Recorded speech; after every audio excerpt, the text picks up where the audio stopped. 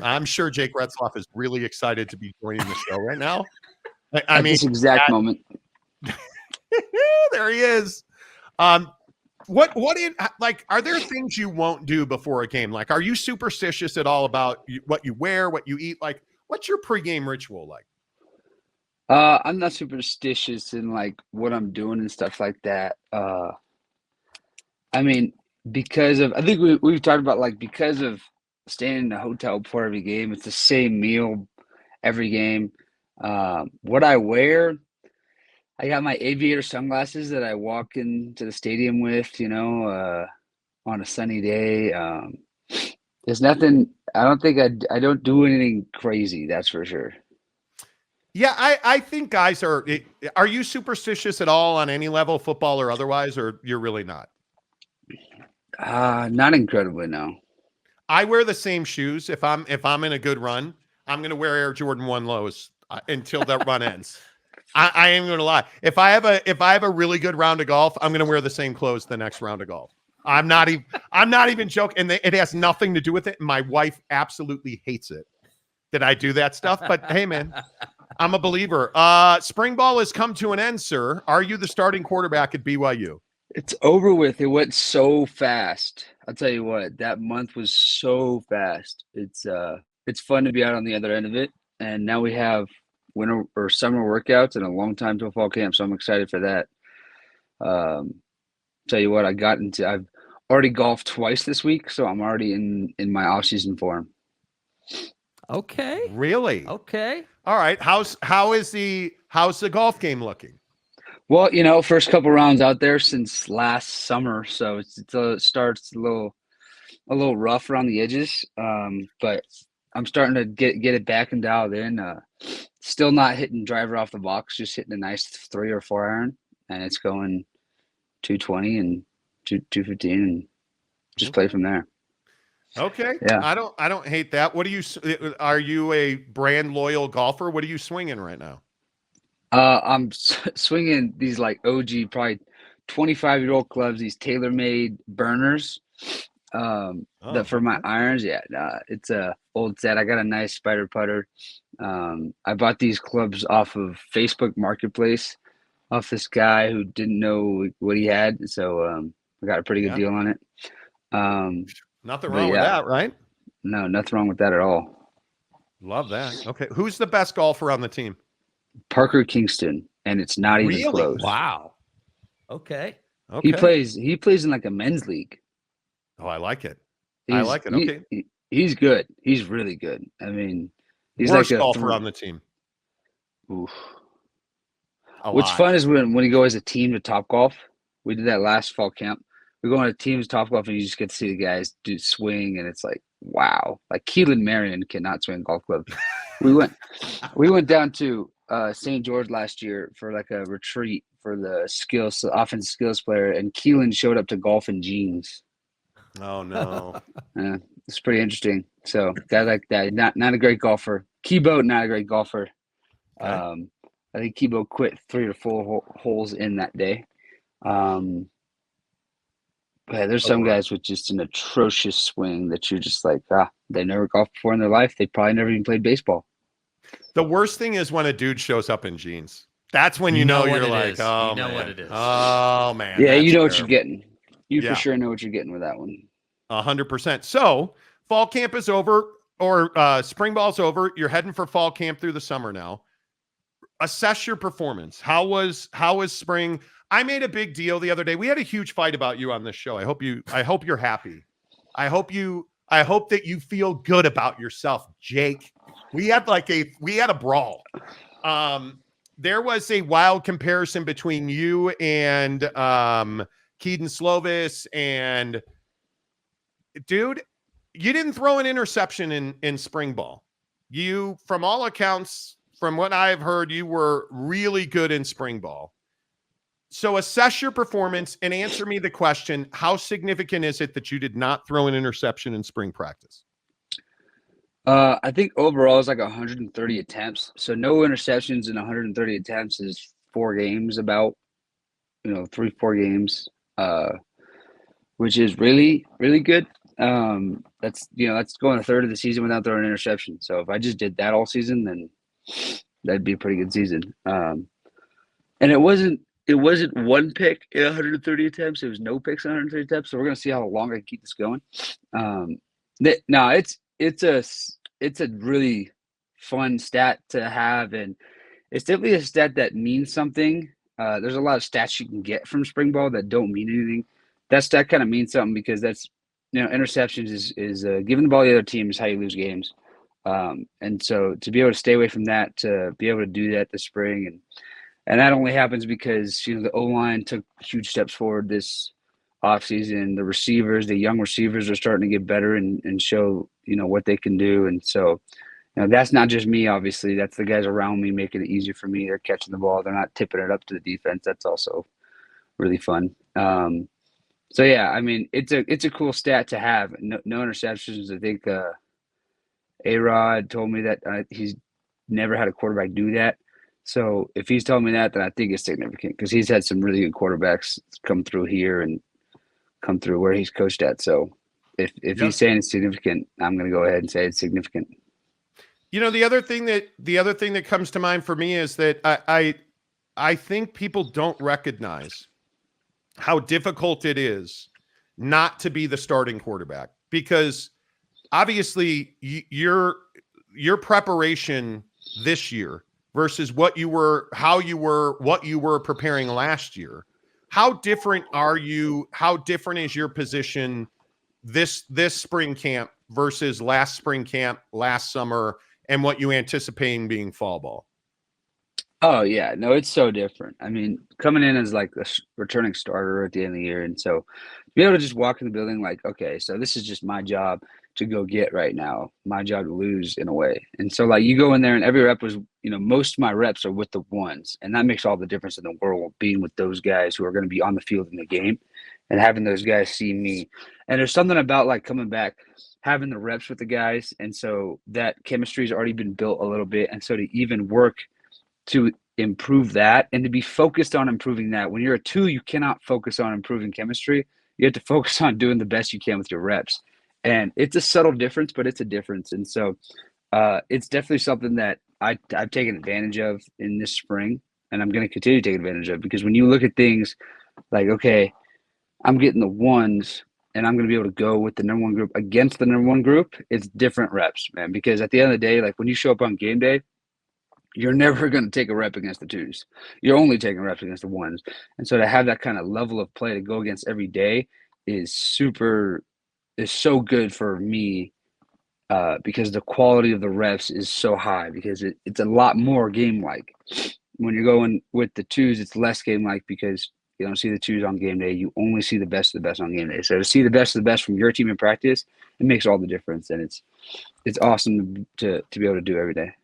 Yeah, and I think people don't those subtle nuances. I think we as fans want to watch games and think we know everything.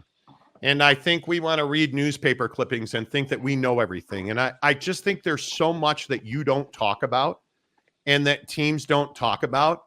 It is not the, huddle at the middle of the field. I would venture a guess from my experience and every football player I know, it is the conversations that nobody ever sees and nobody ever hears. It is you yourself sitting with an iPad or whatever your video mechanism is, by yourself, building the relationship with yourself as a quarterback and as a guy. I think that's where you become whatever you're going to be. And I just think how much do you think fans truly understand the process of either winning a job, developing that job? Like, how much do you think fans truly understand the quarterback position? People get mad at me if I said they don't. They think they're watching tennis compared to what they're actually watching. You know what I mean? It's chess and checkers. Like everybody thinks they're watching checkers, and it's actually chess. The way we're doing things out in the field. It's a fun game to play. I mean, something that I've done to just develop the experience without experience is the number one thing you got to do as a young quarterback to become better, like sooner. If you have to develop experience without the experience, because it's impossible to have a real game experience right now. Like I can't go out and call Iowa State and be like, hey, come up to Lavelle this weekend. Let's have a game. You know what I mean? That doesn't happen. So to be able to build experience without having experience through film is such a huge thing to do. And something that I did this offseason, which John Beck kind of guided me towards, is I built a cut up, or I had our guy Braden Woodall build us a cut up of every rep of every pass concept that Zach and Jaron both had at BYU and me. So all three of us. So in every and it's sorted by concept. So the concept goes, I'll go, it's Jaron's reps, Zach's reps, and then my reps. So usually Zach had a ton, Jaron had a bunch too, and then I had a couple, obviously, if any. And so just to build that thing and just to see the different concepts, the way it plays out versus different coverages versus different teams, the way that Zach and Jaron navigated those concepts, and the way that they read out those plays, how quickly they're moving off of certain routes, how long they're holding on to other routes. It's like, it's super cool to see all that. And so I mean, this is a 1,200 play cut up that I went through this spring. And I think I got to play, I think I'm on play like 1,000 or 1,100 right now. Didn't even get to finish it through all the spring run. 1,200? Yeah.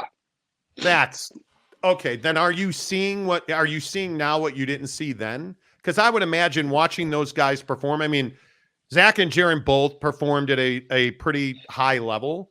So are you seeing in your film study, are you seeing now what you didn't see then? Like, are you like, wow, I can't believe I missed that? Or like, what are you seeing when you watch your performance from last year?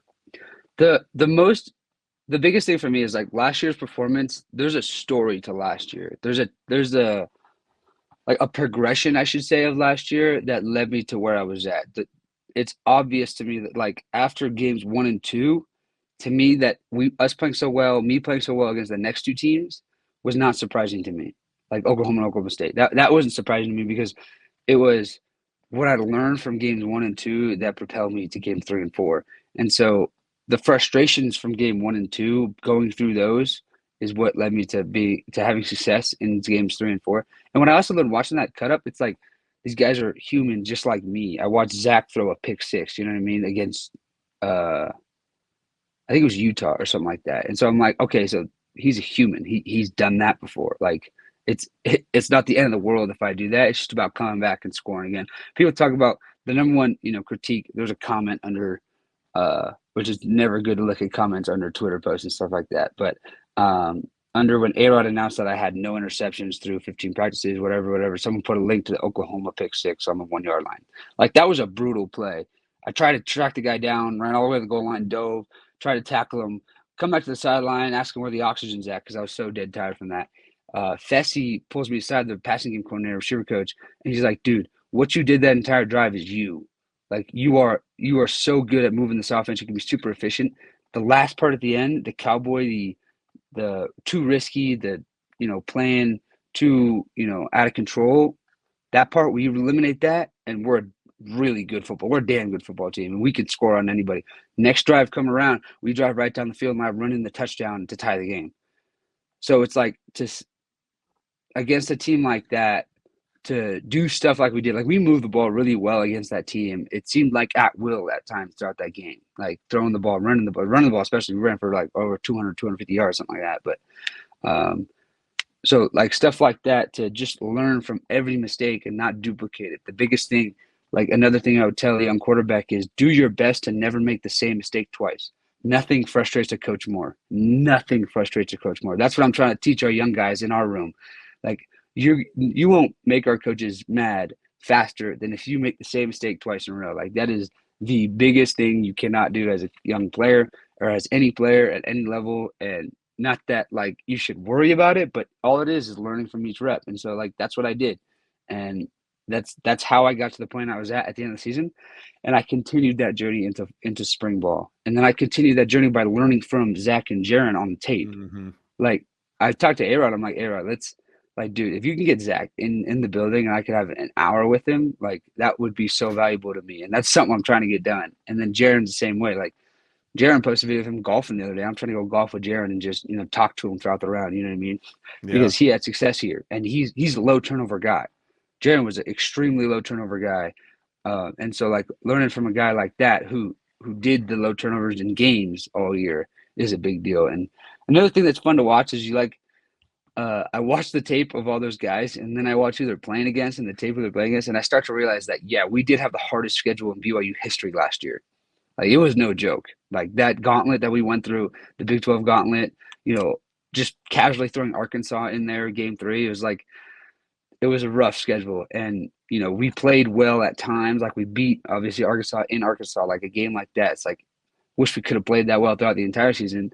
But it showed that we can play against those guys. It's just about doing it week in and week out. And that's what we learned last year. That was the big takeaway from last year. We learned that, we can play at this level. We just got to do it every week. We can't take the foot off the gas at any moment. And so we definitely learned that by beating teams like Arkansas and then, losing a bunch of games in the Big 12, but then, making games really close against top teams in the country at the end of the year. So the learning curve of everything that I've been through in the last year has been, extraordinary. And I'm grateful for it. And I'm grateful for it not even to count. It was a redshirt year for me. I still got 2 more in this system. And I just can't imagine where I'm going to go from here. Jake, what's your relationship with Twitter like, or social media? You talk so much about last year being a grind, and it definitely was a grind. Are you someone that looks at Twitter every day during the season? Do you log out of your accounts and go, just off the grid and just focus on football? What's that like for you? Oh, yeah. No, I have very little relationship with Twitter during the season. Twitter's by far the most toxic of all of them. Like Instagram, it's easier to be Instagram is more for the aesthetics of the app, you know what I mean? The pictures and the videos and stuff like that. But then Twitter is just a freaking giant chat room with the entire world in it, and you never know what you're going to see. So, yeah, no, I mostly stay out of Twitter completely. You might see me retweet something about the season here and there, but you won't see me in a comment section. That's for sure. Yeah, I want real quick, not to go back, that Fesi Satake conversation. You throw that interception. You're trying to pick your lungs up off the 20-yard line. He pulls you aside. How did you react to that? And what were your emotions when he said that to you? Do you take that in? Do you hear him? Are you what is your mental state at that point? I heard him clear as day.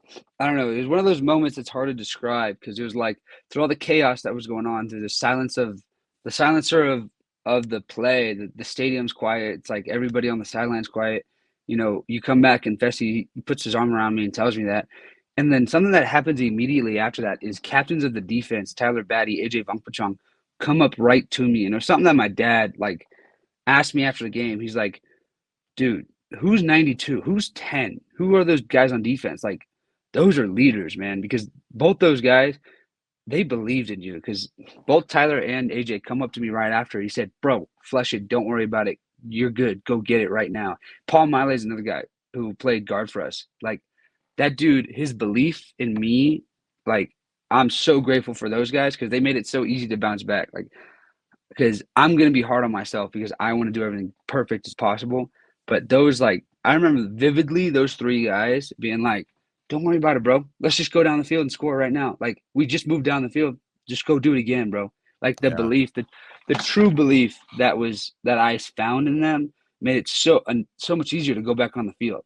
And along with the Fesi comment, the guys on the sideline there, they made a difference in the next drive. It's no accident that the next drive was what it was, and how we run down the field, and I run the ball in from the 10-yard line, and it was perfect that I ended up running it into, because I made the fatal mistake last drive. So then I ran it in. It was kind of a little kumbaya moment, if you will. And then look at how emotional you were when you ran it in.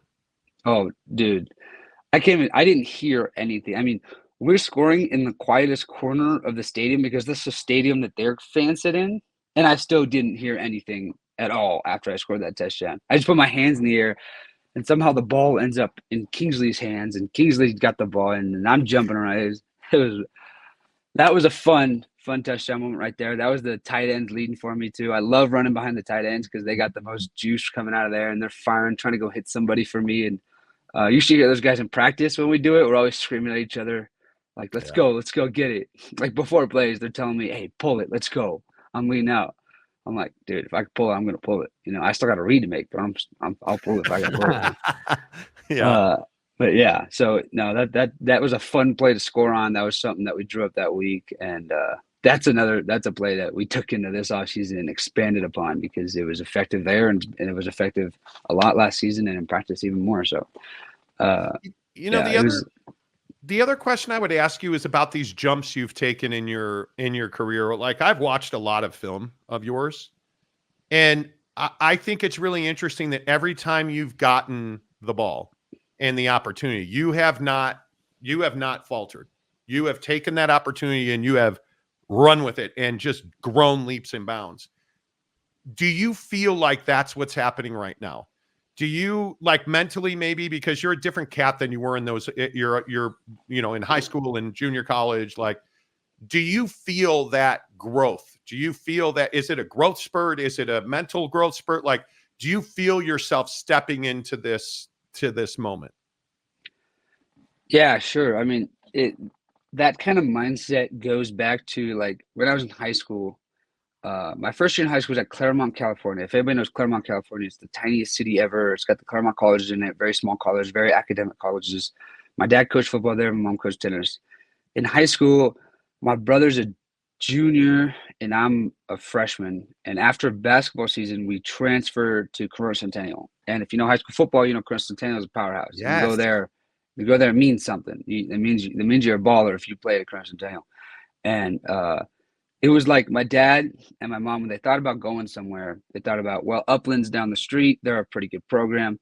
But my dad, having the guts he had and having the belief in us that he had, he just said, let's go to the deep end. That's the #1 public school in the country. Let's just go there. And so we enroll in there. And people asked us, like, oh, what did they promise you? Oh, they do this for you. And we're like, oh, dude, we just wanted an opportunity. That's all we wanted. And they said, you're going to have a fair opportunity here. So we took it. And that mindset has just carried me through. It's just all I ask for is an opportunity. Like, people ask, what's your biggest fear in life? And my biggest fear is lack of opportunity. And so, because I know when I get that opportunity, I'm going to do with it what I'm going to do with it. And so that's kind of where that all comes from. The belief in myself, the want for an opportunity. I don't want much else, just the opportunity to be out there and do my thing. And I know that I'll be able to show what I got, and coaches will be able to see that, and fans will be able to see that, and everybody will be able to see that on the field, because that's all I want. It's just opportunity. Once you get the opportunity, it's what you do with it. Yeah. Yeah. And I think that's why I believe in you, man. Like, and I always say to people that I work with and work around, like, I can't believe in you more than you believe in you. And I think there's a lot of people, whether it's imposter syndrome or whatever it might be, I think you have to believe in yourself as much or more than your coaches and your teammates. And that's why I pick on that Fessy conversation a little bit, because I think that's hugely important. All right. So what's the plan for the summer, man? Like, what do you like? Do you guys have developmental plans as far as, like, as groups, like your skill positions? Like, how are you guys going to continue to grow on what was a pretty strong spring season? Yeah, well, the first thing to do, and some people might disagree with this, is to take time away from football. Is to, right now, finish up school, hit the golf course, whatever you got to do, just to kind of like take time away from football. It's always great to take time away from football.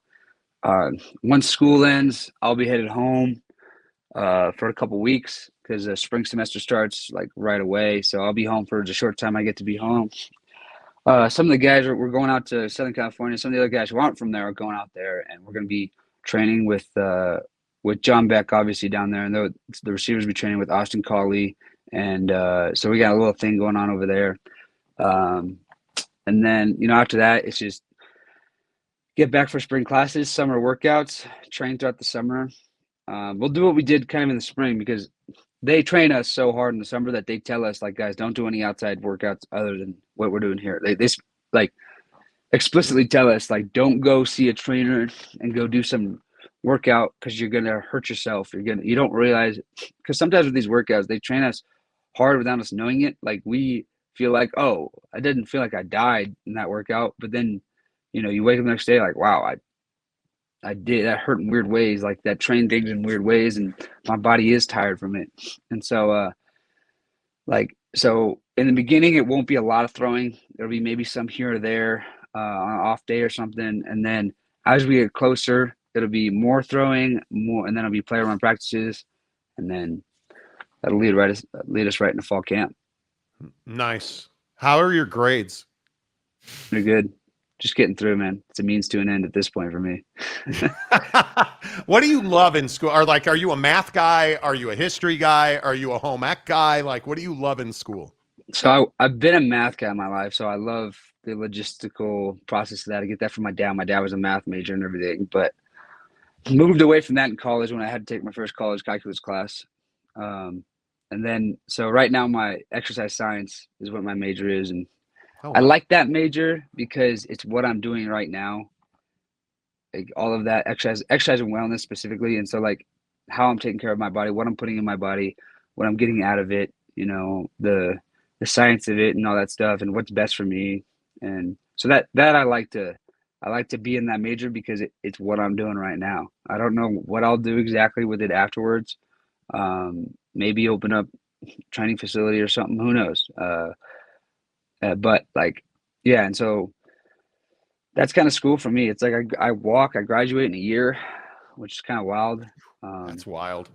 Yeah. So I get to walk the stage and get a diploma from my mom. That's really what it is.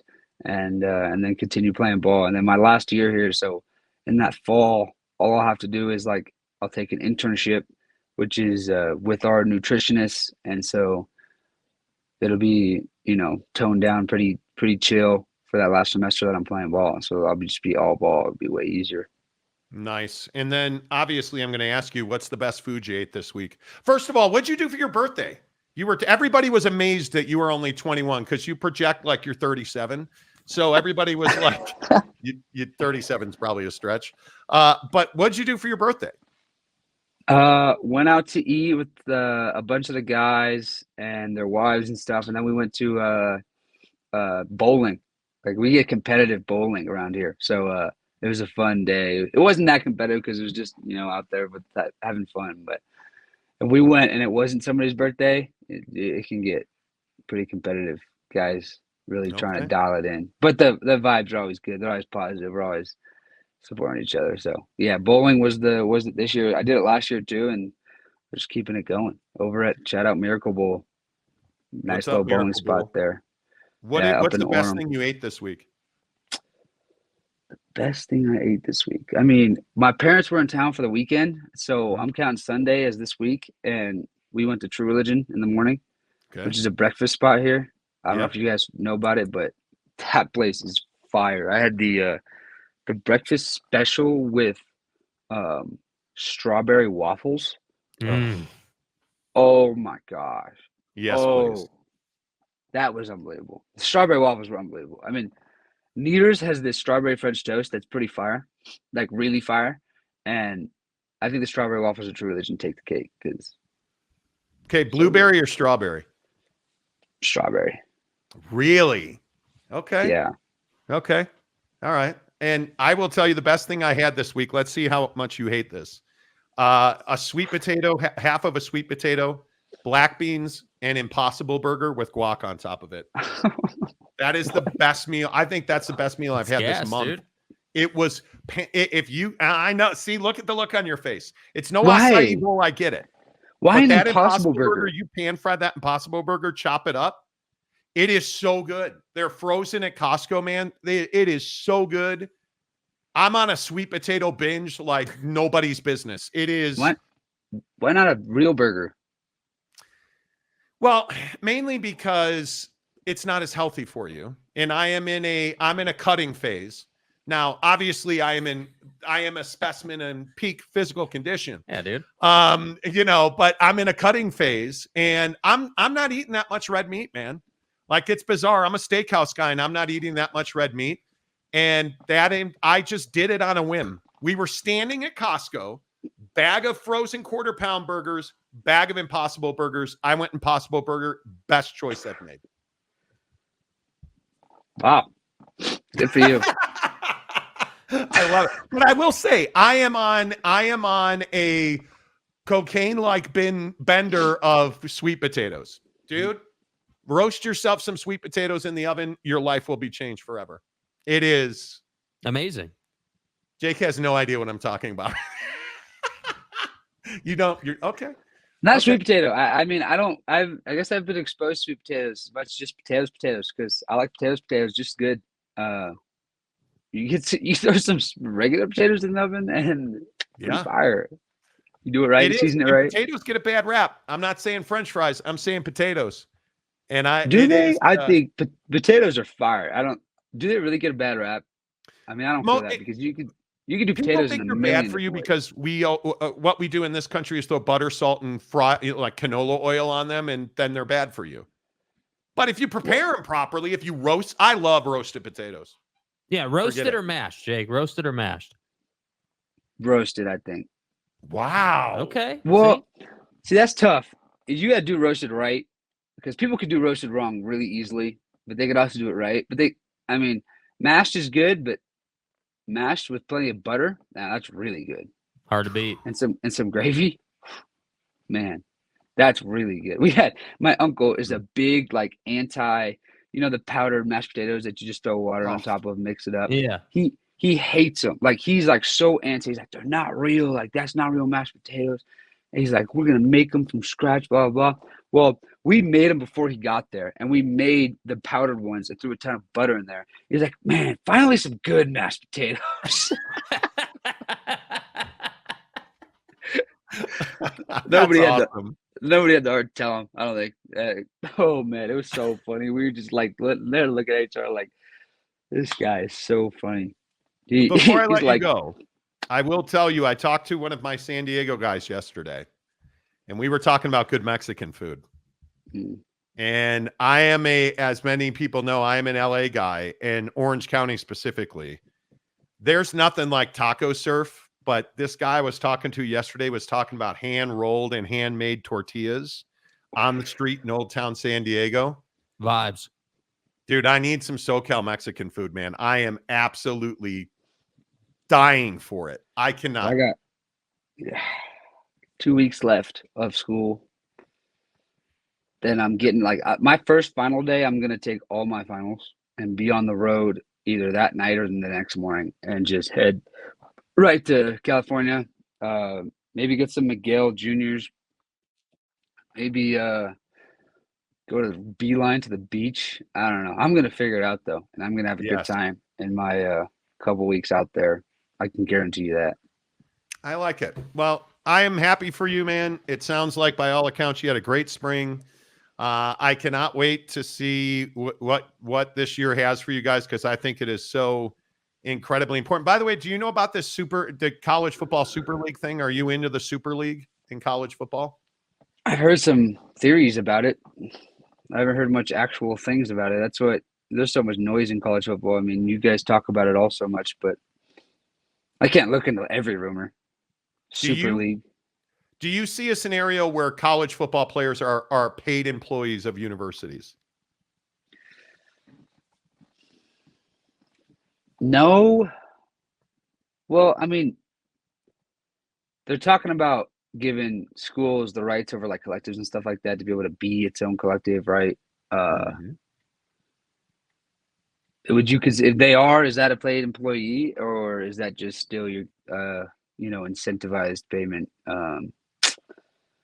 Good old 1099 contractor life, right? I don't know, because that's what the collective deals are, 1099. So I don't know. So I don't think so right now, but anything's possible. I mean, as long as I'm here in college football, I don't think something like that will happen.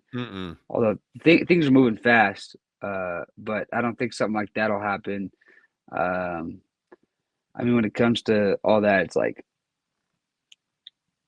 I don't know. I don't see us being employees of the school. I can't see that. So. I could see them I see possibly the schools having power over the collective and over collectives and stuff like that, and having that power, and because let's be honest, the program has powers over those collectives.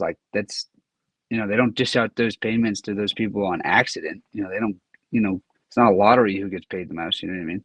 Yeah. So it's effectively almost already that way, except it doesn't come out of the school's bank account. It's coming out of, donors and stuff like that, which is kind of how it would be anyways, But I know schools originally weren't exactly the biggest proponent of collectives and of NIL like that, because it's taking the money out of their pockets, because those donors are like, well, I want to donate to the athletes directly now. And so they can do that. And so I don't know if people are pulling their donations from athletic programs and going straight to the athlete or straight to the collectives.